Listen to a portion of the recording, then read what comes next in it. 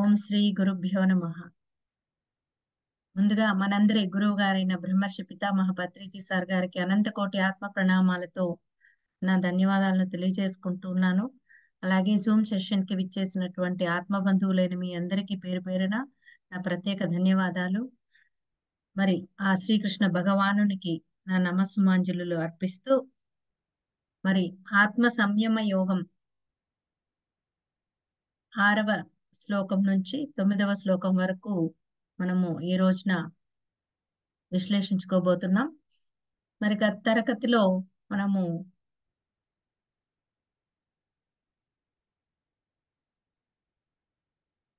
2 నుంచి 5 వరకు శ్లోకాలను విశ్లేషించుకోవడం జరిగింది.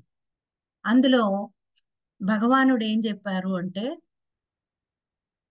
సంకల్పాలను వదిలిన వాడే యోగి అని చెప్పారు. అలాగే ధ్యాన యోగాన్ని సాధించాలంటే నిష్కామ కర్మయోగము ఒక సాధనలాగా ఉండాలి అని చెప్పడం జరిగింది. అలాగే ఇంద్రియ విషయాల పట్ల ఆసక్తి లేకుండా, కర్మలలో ఆసక్తి లేకుండా అన్ని సంకల్పాలు విడిచిన వాడిని యోగారూఢుడు అని చెప్తూ, అలాగే యోగారూఢ స్థితిని పొందాలంటే ఎవరిని వారు ఉద్ధరించుకోవాలని చెప్పారు. ఉద్ధరేదాత్మనాత్మానం అనే అష్టాక్షరి మంత్రం ఈ శ్లోకం ద్వారా మనకు తెలియజేస్తూ మరి చక్కగా మనకి శ్రీకృష్ణ భగవానుడు వివరణగా తెలియజేయడం జరిగింది. అలాగే మరొక శ్లోకంలో తన మనసే తనకు శత్రువు అని, మరి తన మనసే తనకు మిత్రుడు లేక బంధువు అని కూడా భగవానుడు విశ్లేషించడం జరిగింది.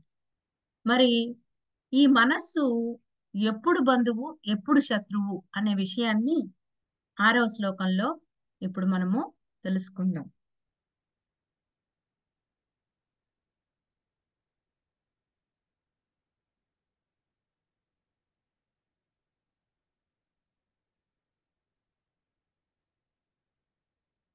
బంధురాత్మాత్మ నస్తస్య ఏనాత్మైవ ఆత్మనా జితః అనాత్మవనస్తు శత్రుత్వే వర్తేతాత్మైవ శత్రువత్. అంటే ఎవరిలోనైతే మనస్సు జయింపబడుతుందో అట్టి మనస్సు అతడికి బంధువు, ఎవరిలో అయితే జయింపబడదో అదే అతనికి శత్రువై అపకారం చేయటంలో నిమగ్నమై ఉంటుంది అని భగవానుడు ఈ శ్లోకం ద్వారా తెలియజేస్తున్నారు. చూడండి, ఎవరిలో అయితే మనస్సు జయింపబడుతుందో అటువంటి మనస్సు అతనికి ఎలా ఉంటుంది అంటే ఒక బంధువు లాగా ఉంటుంది. అంటే బంధువు అంటే సహకరించే విధంగా ఉంటుంది అని చెప్పడానికి ఇక్కడ బంధువు అని చెప్పడం జరిగింది. అంటే ఆ మనసు ఆ ముక్తి వైపు వెళ్ళటానికి మనకి సహకరిస్తుంది. ఎవరిలో అయితే జయింపబడదో, అంటే ఈ మనసు ఎవరిలో అయితే అటువంటి వాడికి శత్రువై అపకారం చేస్తుంది, అపకారం చేయటంలో నిమగ్నమై ఉంటుంది అని చెప్తున్నారు. అంటే అదే పనిగా ఉంటుందన్నమాట ఈ మనస్సు, శత్రువులాగా. ఉపకారం చేసేవారిని మనము బంధువుగా పరిగణిస్తాం కనుక ఆ ఆ పదాన్ని అక్కడ వాడడం జరిగింది. మరి అపకారం చేసేవారిని శత్రువుగా మనము ఎలాగూ చూస్తాం కనుక మనస్సు గనక జయింపబడితే, అంటే మన స్వాధీనంలోకి వస్తే, అది మనం చెప్పినట్లు వింటే, కూర్చోమన్న చోట కూర్చుంటే, దాని మీదకు దీని మీదకు చెప్పా పెట్టకుండా పరుగులు తీయకుండా ఉంటే, అంతే కదా. మనం అలా కొంత గనక ఏమరపాటు చూస్తే వెంటనే ఈ మనసు ఎక్కడెక్కడికో వెళ్ళిపోతూ ఉంటుంది. అది ఒక పట్టాన చెప్పిన మాట వినదు. చాలా కష్టం మనసుని మన వశం చేసుకోవడం. మరి దాని మీదకు దీని మీదకు చెప్పా పెట్టకుండా అది పరుగులు తీయకుండా ఉండాలంటే ఏం చేయాలి? దాన్ని బుద్ధిమంతురాలిలాగా దాన్ని ఒక చోట ఉంచాలి అంటే, ఆ మనసు ఉంచితే ఆ మనస్సు మనకెలా ఉంటుంది? బంధువు లేదా మిత్రుడు లాగా ఉంటుంది. ఎందుకంటే అది ఉపకారం చేస్తుంది. ఏమిటా ఉపకారం? ఆత్మ సంయమనానికి, ధ్యానానికి, పరమాత్మ పైన దృష్టి నిలపటానికి మనకు అది అనుకూలిస్తుంది. దాంతో పరమశాంతిని కలిగిస్తుంది. ఆత్మ విచారణలో సహాయపడుతుంది అది. ఈ మనస్సు ద్వారానే మనం ఎదగగలం. ఈ మనస్సు ద్వారానే మన ఆత్మ ఉన్నతి కలుగుతుంది. మరి ఈ మనసు మన మాట వినాలి.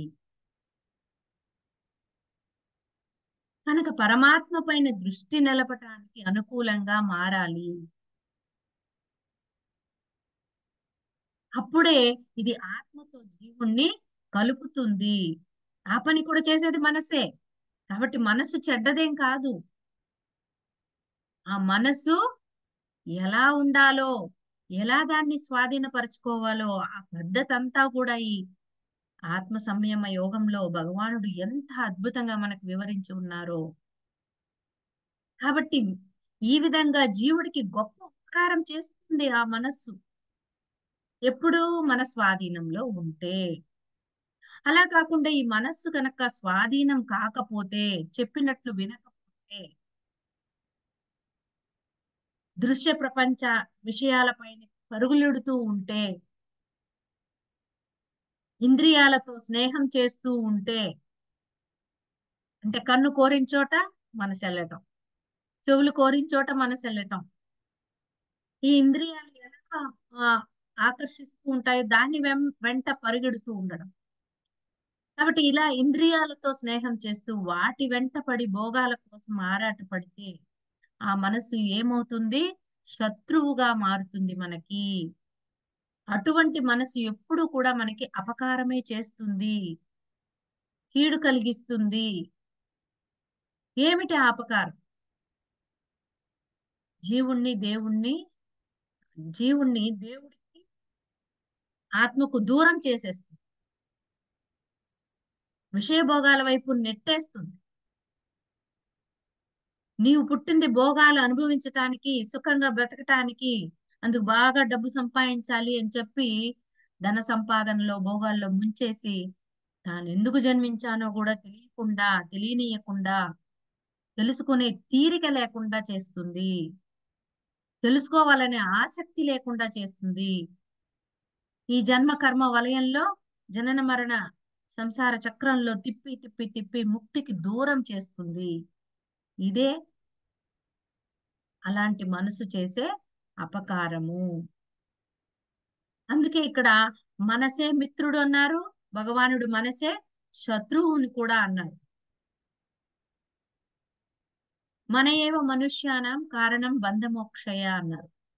అంటే మనసే మనుషుల యొక్క బంధానికి మోక్షానికి కారణం అని వేదాలు చెప్తా ఉన్నాయి.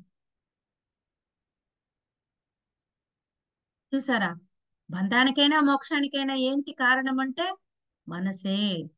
ఇటువంటి మనసును ప్రయత్నంతో బంధువుగా, మిత్రుడిగా ఎలా మార్చుకోవాలి? ఎలా మార్చుకోవాలి అంటే వివేకంతో, వైరాగ్యంతో. వివేకం అంటే ఏంటి? ఆత్మానాత్మ వివేకం. ఏది ఆత్మ, ఏది అనాత్మ? ఆత్మ తప్ప మిగతావన్నీ అనాత్మలే. దీన్నే ఆదిశంకరులు సాధనా చతుష్టయంలో నిత్య అనిత్య వస్తు వివేకం అని. నిత్య అనిత్యమైన వస్తు వివేకం ఉండాలి. ఏది నిత్యమైనది, ఏది సత్యమైనదో దాన్ని పట్టుకోవాలి కానీ అసత్యమైన వాటిని, అనిత్యమైన వాటి వెంట పరుగులెడకూడదు. అదే వివేకము. ఆ వివేకము ఉంటే గనక మనకి మనసు మన మాట వింటుంది. మరి వైరాగ్యం కూడా కలగాలి. ఏంటి వైరాగ్యము? ఈ లోకంలో కానీ లేదా పైలోకంలో కానీ భోగాలు పొందాలనేటువంటి ఆసక్తి లేకుండా ఉండడము. నాకు స్వర్గం కావాలండి, చచ్చాక స్వర్గం కావాలి. ఉన్నప్పుడు ఇక్కడ భోగాలు కావాలి. మనిషి కోరికలు అవే. కనుక ఈ భోగాలు, ఈ లోకంలో ఉన్నటువంటి భోగాలు కానీ ఈ పైలోకాల్లో కలగబోయే భోగాల గురించి కానీ ఆసక్తి లేకుండా ఉండటమే వైరాగ్యము. మరి ఈ వివేకము వైరాగ్యాలతో మనము మనస్సును జయించాలి అని చెప్తున్నారు భగవానుడు ఇక్కడ. దీనికి ఏంటి సహకరిస్తుంది మనకి అంటే అద్భుతమైనటువంటి ఆధ్యాత్మిక శాస్త్రాలైన భగవద్గీత, ఉపనిషత్తులు, బ్రహ్మసూత్రాలు ఇలాంటివి ఎన్నో కూడా మనకి సహకరిస్తాయి. అలాగే గురువు, వీటన్నింటినీ మనకు తెలియజేసేవాడు గురువు. కనుక గురువు శాస్త్రాలను పట్టుకుని మనము చక్కగా ఈ వివేక వైరాగ్యాలతో మనస్సును మనము జయించాలి అని చెప్తున్నారు శ్రీకృష్ణ భగవానుడు.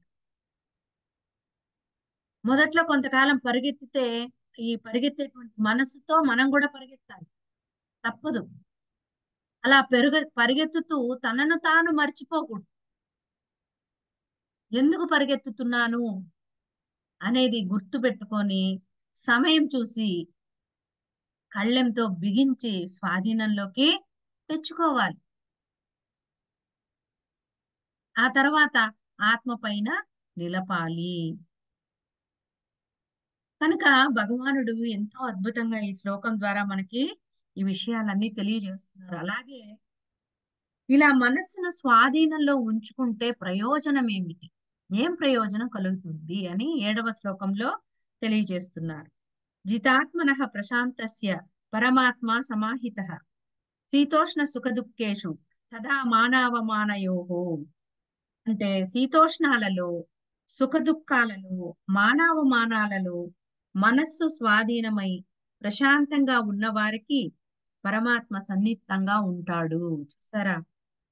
అంటే శీతోష్ణాలలో, సుఖ దుఃఖాలలో, మానవమానాలలో మనస్సు స్వాధీనమై ప్రశాంతంగా ఉన్న వారికి పరమాత్మ సన్నిహితంగా ఉంటాడు. అంటే ఏంటి? మనం మరింత లోతుల్లోకి విశ్లేషించుకుందాం. మనస్సు దేహేంద్రియాల వెంటపడి ప్రాపంచిక విషయభోగాల వైపు పరుగులు తీయకుండా మనం గనక స్వాధీనంలో ఉంచుకోగలిగితే అతడినే జితాత్మనః అంటారు. అటువంటి వాడు ప్రశాంతంగా ఉంటాడు. చాలా అతని మనస్సు ప్రశాంతంగా ఉంటుంది. ఎందుకంటే మనస్సు విషయభోగాలను గురించి ఆలోచించినప్పుడు అనేక కోరికలు కలుగుతాయి. అలా కలిగినప్పుడు కొన్ని తీరుతాయి, కొన్ని తీరవు. అప్పుడు మనసు ఏమవుతుంది? ఆందోళన చెందుతుంది, అలజడితో బాధపడుతుంది. అలా కాకుండా మనస్సును కనుక స్వాధీనంలో ఉంచుకుంటే కోరికలకు, భోగాలకు, విషయ వ్యామోహాలకు దూరంగా ఉండి ప్రశాంతంగా ఉంటుందట.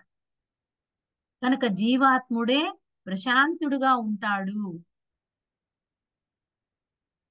ఎటువంటి జీవాత్ముడు? ఈ కోరికలు, భోగాలు, విషయ వ్యామోహాలకు దూరంగా ఉన్నటువంటి మనస్సు కలిగినటువంటి జీవాత్ముడు ప్రశాంతుడుగా ఉంటాడు. అట్టి వానికి ప్రయోజనం ఏమిటి అని తెలియజేస్తున్నారు ఈ శ్లోకంలో. ఏంటి అతనికి కలిగే ప్రయోజనం? శీతోష్ణాలు, సుఖ దుఃఖాలు, మానవమానం, వీటిని ద్వంద్వాలు అంటారు. ద్వంద్వాలు అంటే జంటగా వస్తాయి ఈ పదాలు.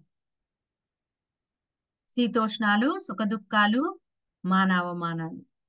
దీనికి చలించకుండా ఉంటాడు. ఈ ద్వంద్వాలకి చలించకుండా ఉంటాడు. శీతోష్ణాలు అంటే శరీరానికి సంబంధించింది. శీతోష్ణాలు అంటే శరీరానికి సంబంధించింది. సుఖ దుఃఖాలు అనేది మనసుకు సంబంధించింది. మానవమానాలు అనేది బుద్ధికి సంబంధించింది. చూసారా? అంటే మనస్సు, శరీరము, మనస్సు, బుద్ధి వీటికి సంబంధించిన ఈ ద్వంద్వాలకు చలించకుండా ఉంటే వాడు ఆత్మస్వరూపుడైపోతాడు. అంటే శరీరానికి సంబంధించినటువంటి ఈ శీతోష్ణాలు ఏమిటి అంటే చలి, వేడి, జబ్బులు, రకరకాల జబ్బులు, ముసలితనం ఇలాంటివన్నీ శారీరక పరమైనటువంటి ప్రతికూలతలు.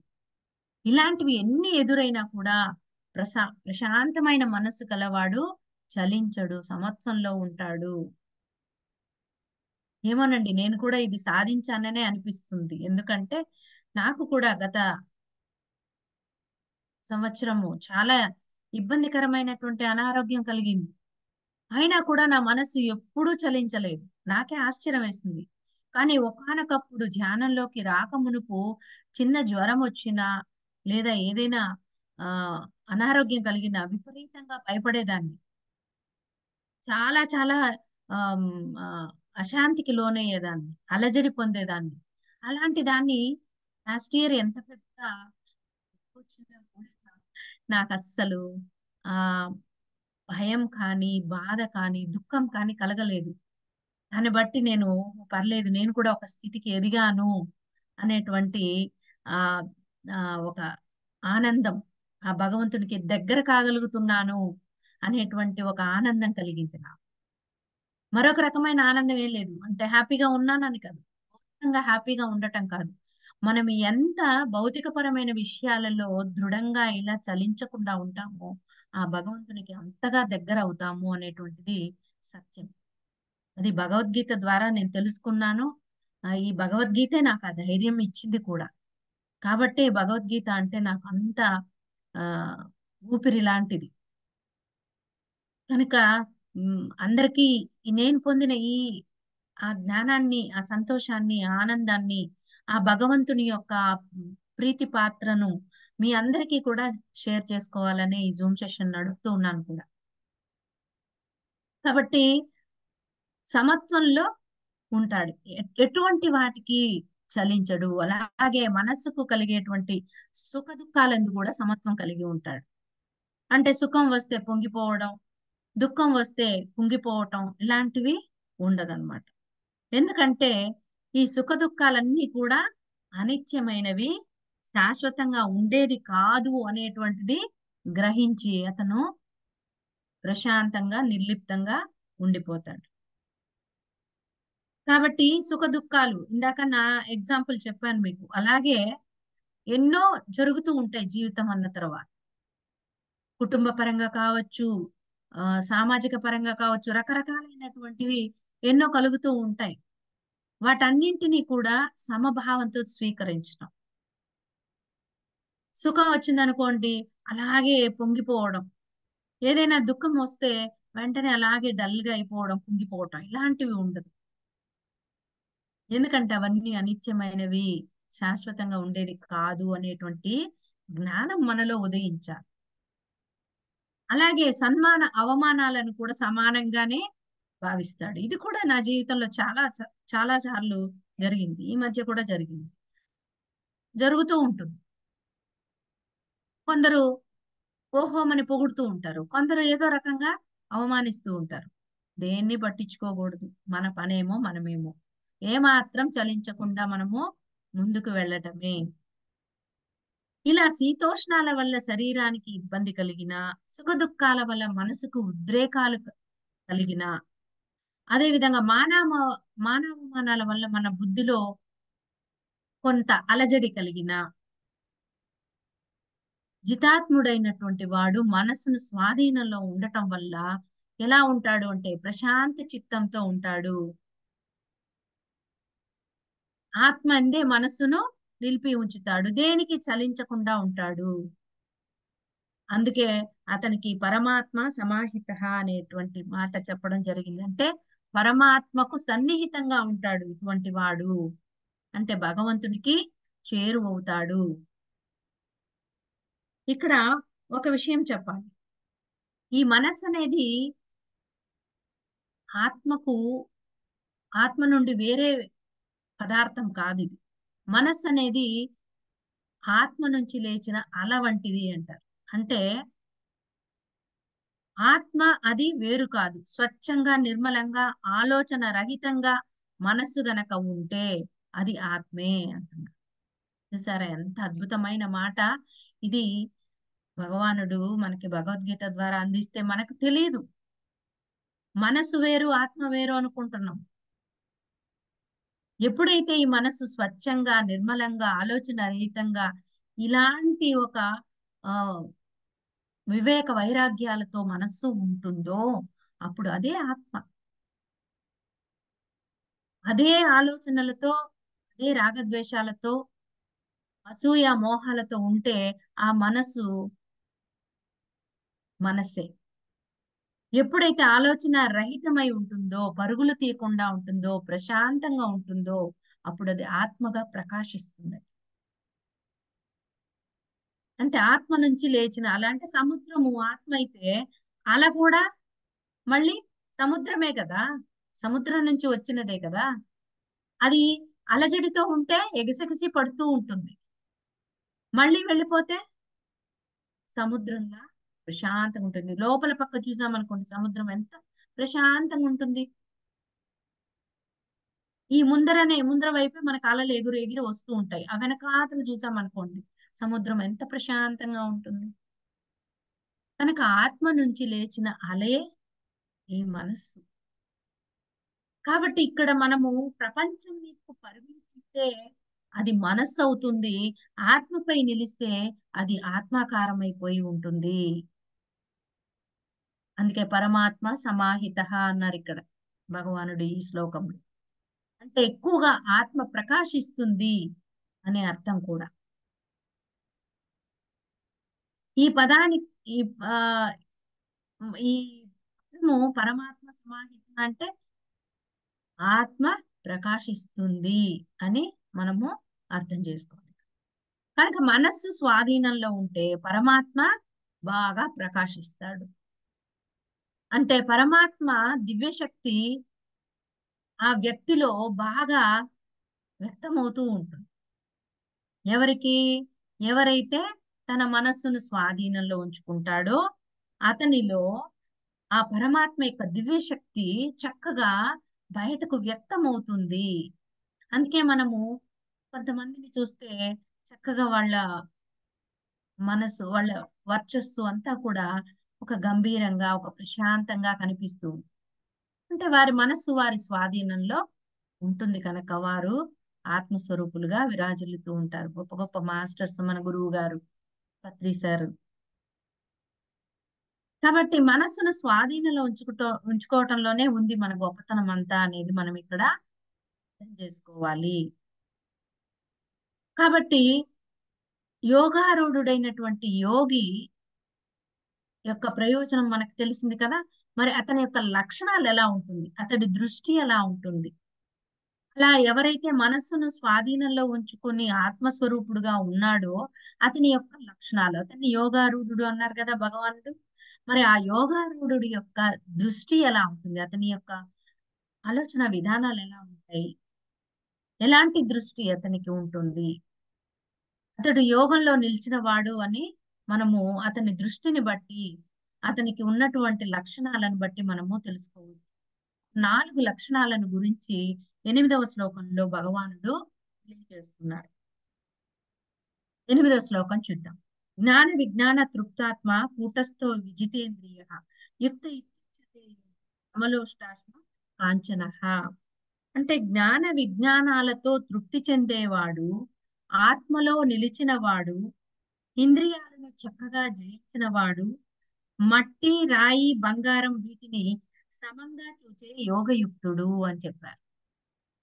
ఇది చాలా అద్భుతమైనటువంటి ఉపమానం. ఎంత బాగుందంటే జ్ఞాన విజ్ఞానాలతో తృప్తి చెందేవాడు, ఆత్మలో నిలిచినవాడు, ఇంద్రియాలను జయించినవాడు, మట్టి రాయి బంగారం వీటిని సమంగా చూచేవాడు యోగయుక్తుడు. అంటే ఎవరైతే మనస్సును ప్రాపంచిక విషయభోగాల వైపు పోనీయకుండా నిలిపేసి నిర్మలమైన శుద్ధమైన మనస్సును ఆత్మ మీద నిలిపి ఆత్మలోనే నిలిచిన వాడు యోగయుక్తుడు. అటువంటి యోగయుక్తుడు ఏ విధంగా వ్యవహరిస్తాడు, ఎలా ఉంటాడు, 4 లక్షణాలతో ఇక్కడ వివరిస్తున్నారు భగవాన్.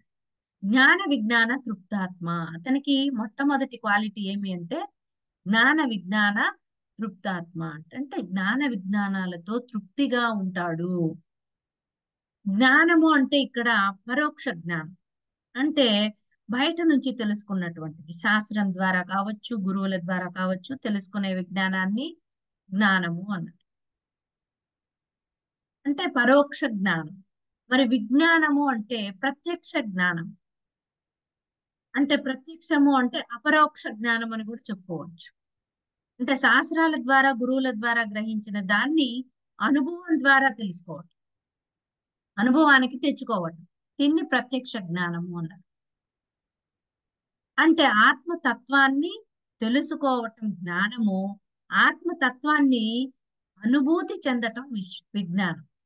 ఆత్మతత్వాన్ని అనుభూతి చెందటం, స్వయంగా మన అనుభవంలోకి రావాలి, దాన్ని విజ్ఞానము అన్నారు. ఇది ఎలా అంటే చూడండి, వంట ఎలా చేయాలో తెలుసుకోవటం జ్ఞానం. యూట్యూబ్ లో చూస్తాం, మనం ఏదైనా కొత్త వంట చేయాలంటే యూట్యూబ్ లో తెలుసుకుంటాం, అది జ్ఞానం. దాన్ని వంట చేసి తిని ఆనందిస్తే విజ్ఞానం. తింటేనే కదా ఆకలి తీరుతుంది. కేవలం తెలుసుకుంటే సరిపోదు. అలాగే ఆత్మతత్వాన్ని తెలుసుకుంటే చాలదు, అనుభూతి పొందితేనే తృప్తి కలుగుతుంది అంటున్నారు. ఇలా ఎవరైతే ఆత్మతత్వాన్ని తెలుసుకొని అనుభూతి పొందిన వాడే యోగయుక్తుడు అంటున్నారు భగవాను.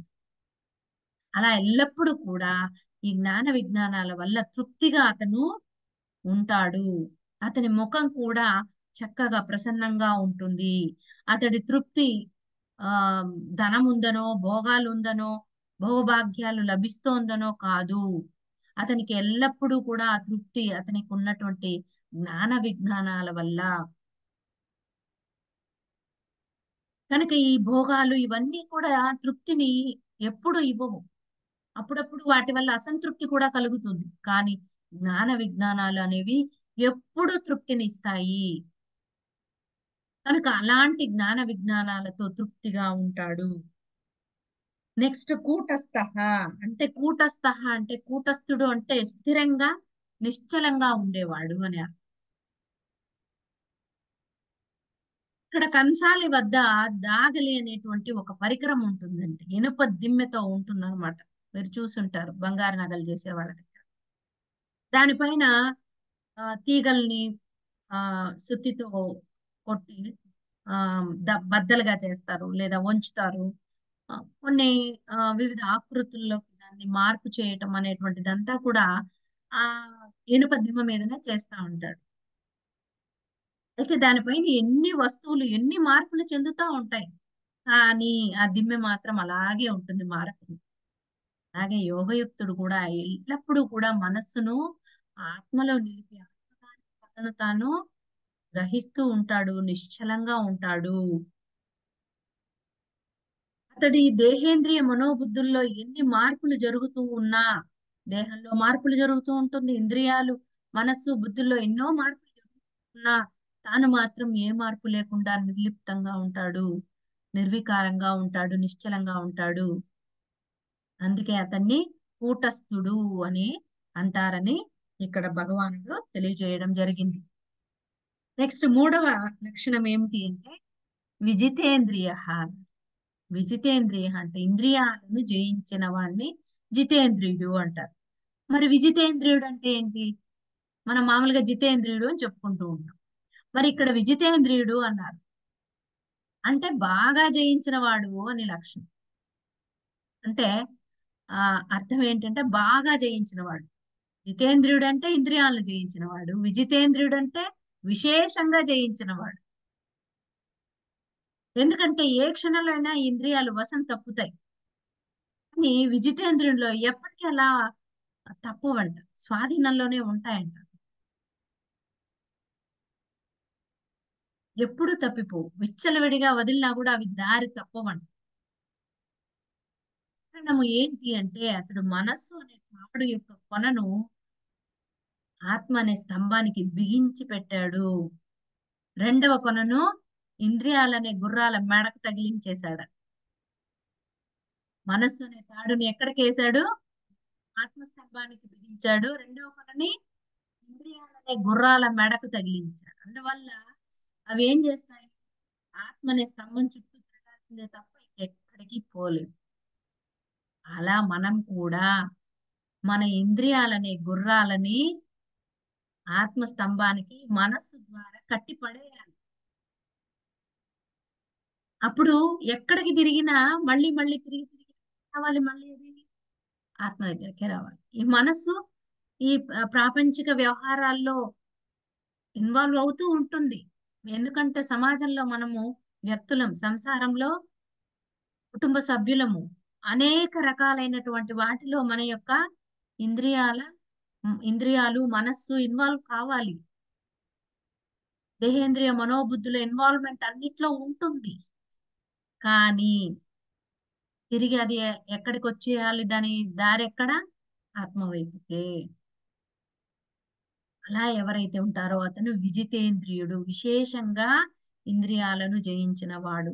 ఇలా జ్ఞాన విజ్ఞానాలతో తృప్తి చెందుతూ స్థిరంగా ఉండే విజితేంద్రియుని దృష్టి ఎలా ఉంటుంది అనేది 4వ లక్షణంలో తెలియజేస్తున్నారు భగవానుడు. సమలో సమలోష్టాశ్మ కాంచన, సమలోష్టాశ్మ కాంచన. అంటే అతని యొక్క లక్షణం ఎలా ఉంటుంది అంటే 4వ లక్షణము మట్టి, రాయి, బంగారం వీటిని సమంగా చూస్తాడని. ఇది ఎలా సాధ్యం? ఎవరికైనా మనకి సందేహం కలుగుతుంది, అంతే కదా. మన ముందర మట్టి, రాయి, బంగారం పెడితే మన చెయ్యి ఎటువైపు వెళ్తుంది? ఈ మూడిట్లో ఏది తీసుకుంటామంటే నేరుగా బంగారం దగ్గరికి వెళ్తాం. ఎందుకంటే మన దృష్టిలో బంగారము చాలా విలువైనది, అవునా? కాబట్టి మనము ఆ దృష్టి అనేది మనకి వేరువేరుగా కనిపిస్తూ ఉంది. దీనికి ఒక చక్కటి ఉదాహరణ ఏమంటే, రాత్రి కలలో మనకు కనిపించినటువంటి కొన్ని రత్నరాసులు బంగారాన్ని మూట కట్టి తెచ్చుకొని బీరువాలో దాచినాం. కలలో మనకెక్కడో కనబడింది ఇవన్నీ, అన్ని మూట కట్టేసి తీసుకొచ్చి బీరువాలో దాచుకున్నాం. మేలుకున్న తర్వాత మూట కోసం మనం పోయి బీరువాలో వెతుకుతామా? వెతకం కదా. ఎందుకు? అది కళ. కళలో అలా జరిగింది కానీ నిజంగా కాదు కదా, సత్యం కాదు కదా. అది కళలో కనిపించిందే కానీ సత్యం కాదు. అంటే కళలో కనిపించింది జాగ్రత్తలో, జాగ్రత్తలో ఏమాత్రం విలువ లేదు కదా. కళలో కనిపించిన వాటికి మెలకువలో ఏమాత్రము విలువ లేదు అని మనకి తెలుస్తాము. మరి నిరంతరం ఆత్మలోనే మనసు నిలిపి ఆత్మగా ఉండిపోయినటువంటి యోగయుక్తునకు ఈ జాగ్రత్త ప్రపంచము ఒక కళ లాంటిది. ఇది కాదు, ఈ ప్రపంచమంతా మిథ్య అని పరిపూర్ణ అవగాహన కలిగిన వాడు యోగయుక్తుడు. అంటే ఈ ప్రపంచమంతా లేని, ఇది సత్యం కాదు అని చక్కగా అవగాహన కలిగిన వాడు. అనుకనే మట్టి, రాయి, మూడు అతని దృష్టిలో దేనికి విలువ లేదట. మట్టికి విలువ లేదు, రాయికి విలువ లేదు, బంగారానికి కూడా విలువ లేదు. అన్నింటిని ఒకేలాగా చూడగలుగుతాడు. మనం చూడగలమా? స్థితి మనకు వస్తుందా? మనల్ని మనం చెక్ చేసుకోవాలి. బంగారం కనబడితే ఎవరైనా వదులుతారండి? ఆ మట్టి రాయిని వదిలేస్తారు కానీ అని దాన్ని కూడా వదిలిపెట్టగలిగేటువంటి ఆ స్థితి ప్రజ్ఞత, ఆ జ్ఞానము, ఆ ఆ సత్య దర్శనము మనలో కలగాలి. స్వప్నంలో ఉన్నంత కాలం బంగారము విలువైనది, మట్టి రాయి విలువలేనిది. కాబట్టి తేడా ఉంది. మేలుకున్నాక స్వప్నంలో కల్పించిన ఆ బంగారము, మట్టి, రాయి అన్ని కూడా విలువలేనిది అయిపోయింది. అలాగే మెలకువలో అంటే ఈ జాగ్రత్త అవస్థలో ఉన్నంత వరకు ఈ జాగ్రత్త కల్పించే బంగారము విలువైనది, మట్టి, రాయి విలువలేనిది అనేటువంటి తేడా ఉంటుంది. కానీ ఈ జాగ్రత్త నుండి మేల్కొనే జ్ఞానావస్థలోకి అంటే ఆత్మలో నిలిస్తే అటువంటి జాగ్రత్తలో మనకు కనిపించిన మట్టి, రాయి, బంగారం అన్ని కూడా విలువలేనివి అయిపోతాయంట. అందుకే ఆత్మలో నిలిచిన యోగయుక్తుడు అన్నింటినీ సమంగా చూడగలుగుతాడు, స్వప్న వస్తువుగా చూస్తాడు అనేటువంటిది ఇక్కడ యూజ్ చేసే మాట. స్వప్న వస్తువు అంటే లేనిది అని అర్థం. శాశ్వతమైనది కాదు, సత్యమైనది కాదు, అసత్య వస్తువు అని అర్థం అన్నమాట. కాబట్టి ఇది యోగయుక్తుని యొక్క దృష్టి. ఇటువంటి దృష్టి కలవాడే యోగయుక్తుడు లేదా యోగారూఢుడు అని చెప్పి భగవానుడు చెప్పడం జరిగింది. యోగారూఢుని దృష్టి ఎలాంటిదో చెప్పటానికి ఇక్కడ అన్ని కూడా జడ వస్తువులని ఉదాహరణగా చెప్పారు. అలాగే అర్జునుని దృష్టిలో మాత్రము కొంత సందేహం కలిగింది ఈ సందర్భంగా. ఏమి? మహానుభావ, జడ వస్తువులను సమదృష్టితో చూస్తే చూడవచ్చు కానీ చైతన్యం కలిగిన వస్తువులనైతే ఎలా? జడ వస్తువులు మట్టి, బంగారము, రాయి ఇవన్నీ జడ పదార్థాలు. కానీ చైతన్య వస్తువులు అంటే ప్రాణం ఉన్న వస్తువులు. అంటే తోటి మానవులతో ప్రవర్తించేటప్పుడు అప్పుడు కూడా ఈ యోగరుడిని ఈ యోగరుడిని యొక్క దృష్టి ఇలాగే ఉంటుందా అన్నది మరి అర్జునుని యొక్క సందేహం. ఎందుకంటే మనుషుల్లో మంచి వాళ్ళు ఉంటారు, చెడ్డవాళ్ళు ఉంటారు. మరి వీరితో ఎలా ప్రవర్తిస్తాడు యోగారుడు అనే సందేహాన్ని తీర్చడానికని భగవానుడు తరువాతి శ్లోకంలో విశ్లేషణ ఇవ్వబోతూ ఉన్నారనమాట.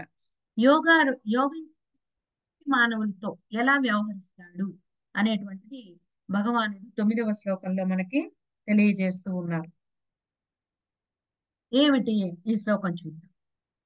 సుహృన్మిత్ర హృద్యాసీన మధ్యస్థ ద్వేష్య బంధుషు సాధుష్వపి చ పాపేషు సమబుద్ధిర్విశిష్యతే. అంటే మంచివారు, స్నేహితులు, శత్రువులు, ఉదాసీనులు, మధ్యస్థులు, ద్వేషింపదగిన వారు, బంధువులు, సాధు పురుషులు, పాపాత్ములు వీరందరి పట్ల సమబుద్ధి కలిగి శ్రేష్ఠుడుగా ఉంటాడు. చూసారా ఎంత గొప్ప లోకమో ఇది. ఎన్ని ఎన్ని రకాలైనటువంటి వ్యక్తులను గురించి భగవానుడు ఇక్కడ ప్రస్తావించడం జరిగింది.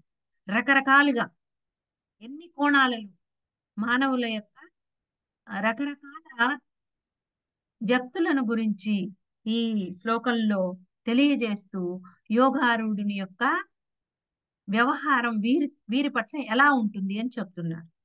మంచివారు, స్నేహితులు, శత్రువులు, ఉదాసీనులు, మధ్యస్థులు, ద్వేషింపదగిన వారు, బంధువులు, సాధు పురుషులు, పాపాత్ములు వీరందరి పట్ల సమబుద్ధి కలిగి శ్రేష్ఠుడుగా ఉంటాడు యోగారూఢుడు అని చెప్పడం జరిగింది. అంటే మొత్తంగా తీసుకుంటే ఈ ప్రపంచంలో ఉన్న మానవులను ఇక్కడ 9 రకాల వారుగా విభజించాడు భగవాన్.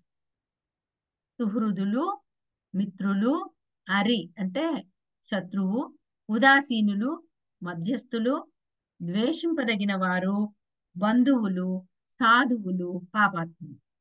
ఒక్కొక్కరితో ఎలా ఉంటాడు యోగారూఢుడు. మొదటిది తీసుకుందాం. సుహృదులు అంటే వీరు తమతో ఏమాత్రం పరిచయం లేని వారైనా ఎవరికైనా చేతనైన మేలు చేసేటువంటి వారు సుహృదులు.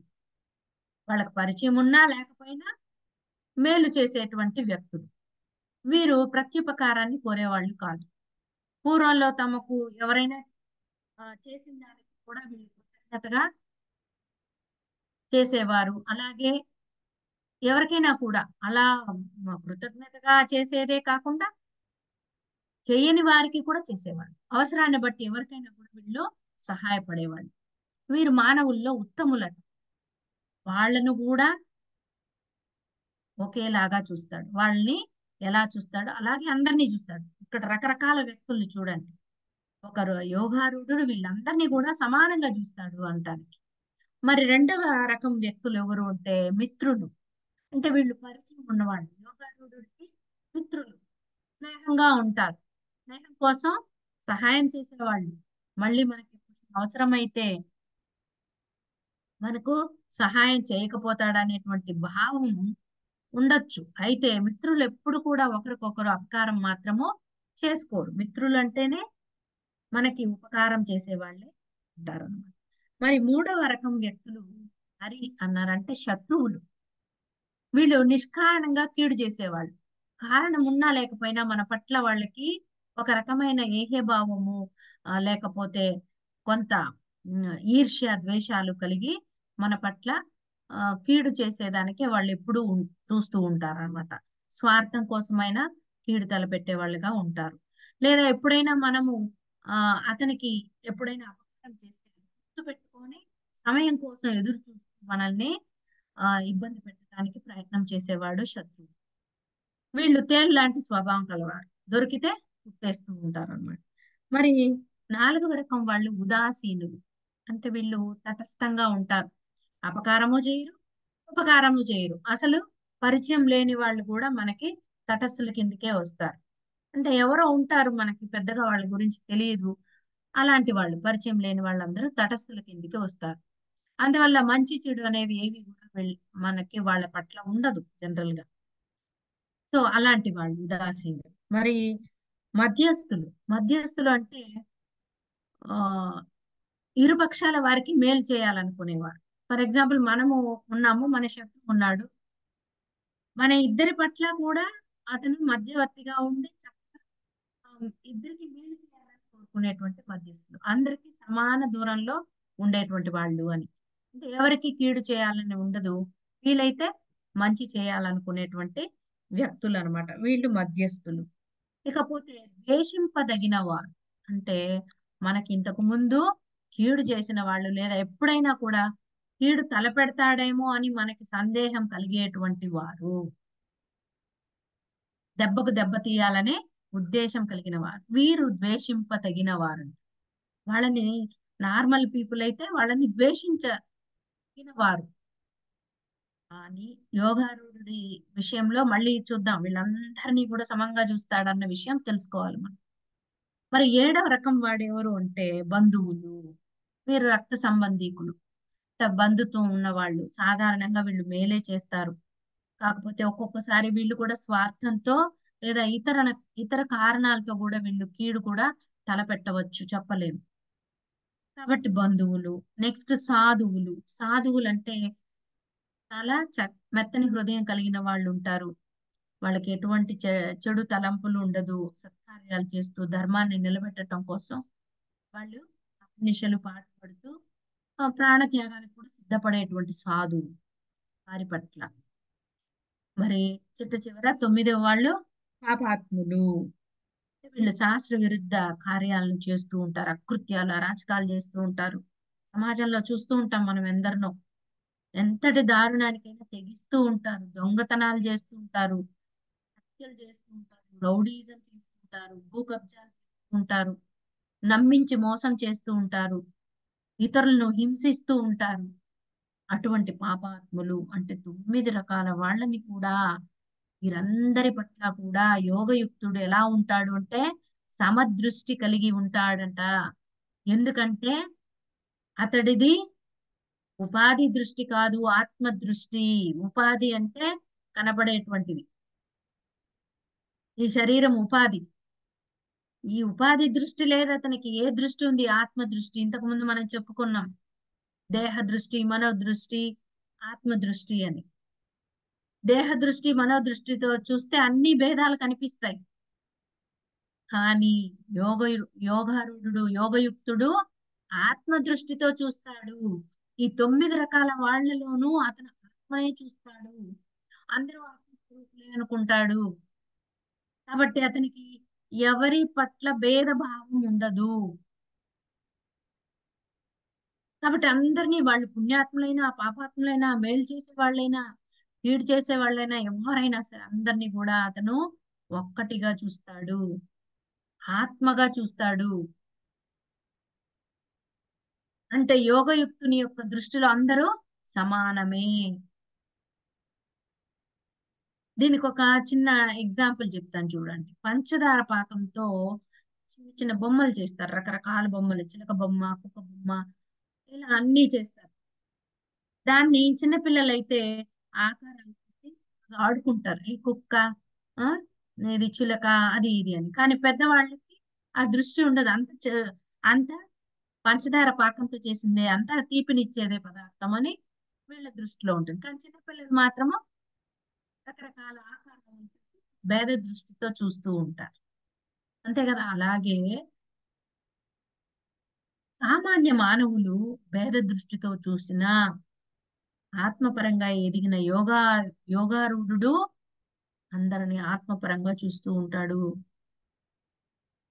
కనుక భగవానుడు ఇక్కడ యోగయుక్తుని యొక్క గొప్పతనాన్ని వర్ణిస్తూ ఉంటే అర్జునుడు చక్కగా వింటూ ఉన్నాడు.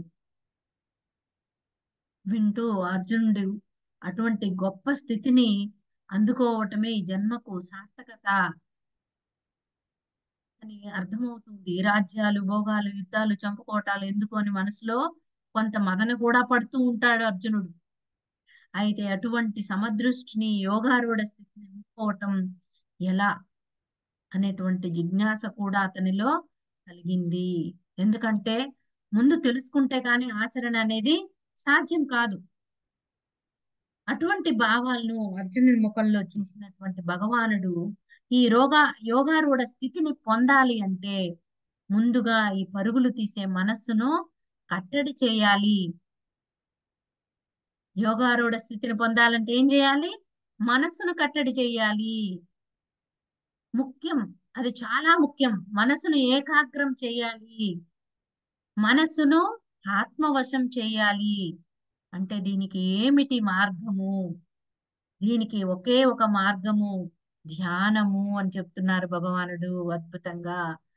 అటువంటి గొప్ప ధ్యానాన్ని మనకు అందించిన మన గురువు గారికి వేల వేల వేల ఆత్మ ప్రణామాలను తెలియజేసుకోవాలి మనందరం కూడా.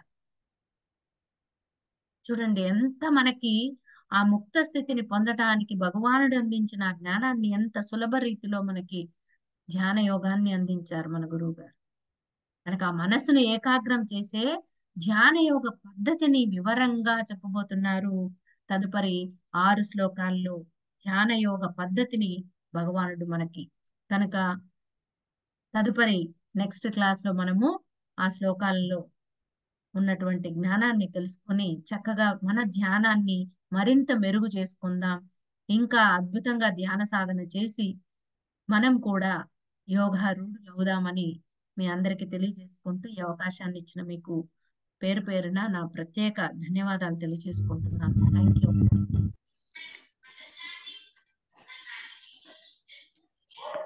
నమస్తే మేడం.